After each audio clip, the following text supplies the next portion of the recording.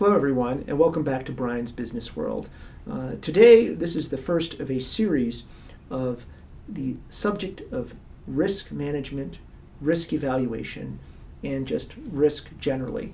This is a subject near and dear to my heart. I do find it very interesting, and I find it critically important that people learn how to evaluate and manage risk in all areas of their life, not just in business. So, our goal here is going to be to give you a practical methodology to evaluate and even ultimately embrace risk in every area of your life. And I think you'll find this will make things a lot easier for you and improve your decision making greatly over both the short and the long term. So what are some of the problems that people face in terms of evaluating or discussing risk? And again, in any area of their life. Number one is it's just laden with so many emotions. A lot of people have a dread of something bad happening to them or even non-ideal happening to them. Perhaps it's not all that really big a deal objectively speaking, but they just simply have a dread of an adverse outcome or something not going their way. Conversely, people tend to have wild-eyed, almost insane optimism that they'll be able to manage anything, it won't happen to them, and they've got it all in hand. And again, there's usually sort of a grotesque sense of over-optimism and overconfidence in evaluating and managing risks. So the first big hurdle that most people have in discussing and evaluating risk is just really one of emotion, both wild optimism, hoping for the best, and dread of something not going their way.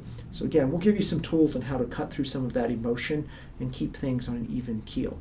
The next thing that gets in people's way in terms of evaluating and discussing risk is a perceived lack of time, or simply a lack of time.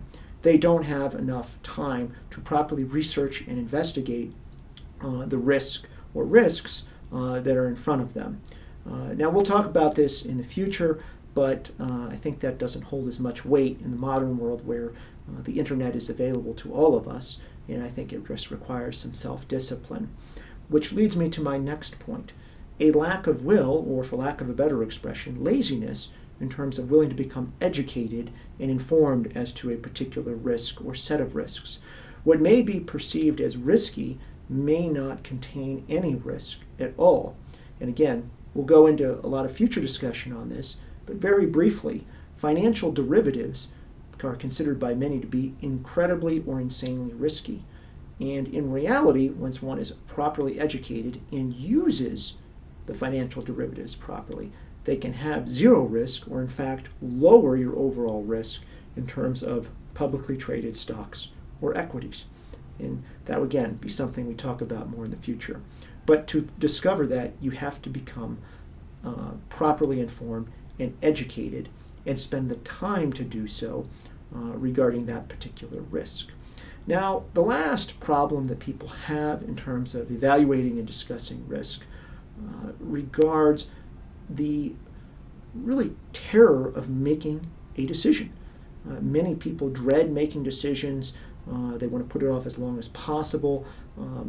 And we'll teach you a way to make faster, crisper, and better decisions as part of this series.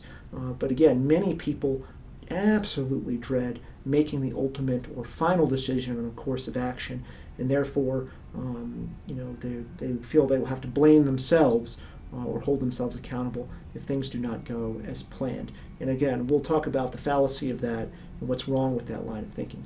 But nonetheless, it is a major problem for many people. So I've talked to you today about sort of the major intellectual and emotional problems that get in the way of sort of high quality risk analysis and discussion of risks. And we'll go on to some other topics which I think you'll find very interesting. Thank you for joining us today.